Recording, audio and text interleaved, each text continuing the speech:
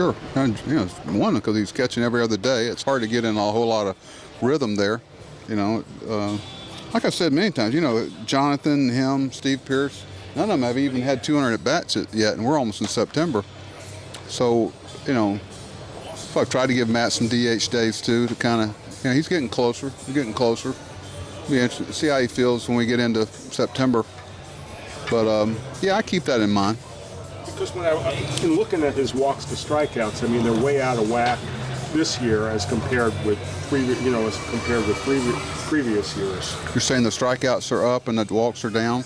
It's like his career is basically 2-1, and this year it's 6-1. Well, it's funny with Matt. Like when I first got here, everybody was talking about it. He's a lot better left-handed hitter. And watching him, I thought he was pretty even both sides. And then one year they switch him around this way, and the next year they switch him around this way. And I just don't think there's enough sampling this year to really say anything concretely. But I know Matt, because he knows his chances to contribute aren't as many as every day catching and every day. What right now he probably tries to do too much sometimes.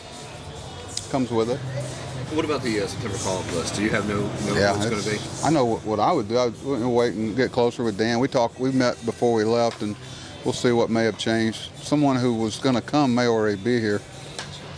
What about a guy like Oliver Drake, who you've seen some here, but has been dominating down there? Yeah, he's under strong consideration. But I want him to focus there and finish off a good season. And a lot of those guys have had down there. Oliver's had his as good a statistical year as you want to see a reliever have. He's pretty glad we protected him. He's had that type of year. With the track records of several of the players that play every day, I know it's been a tough 10 days, but is it reasonable to say that it can turn the other way just as quickly because they do have a history of success? Well, it doesn't mean it's going to happen. The possibility is there. There's so many things that should happen on paper just from the math and the games, but they don't always happen. That's why we come watch the games. I mean, it'd be awful boring if we knew exactly how things were going to go. But, our curiosity's always satisfied. I've said many times, I know y'all get tired of hearing it's always dictated by who's pitching.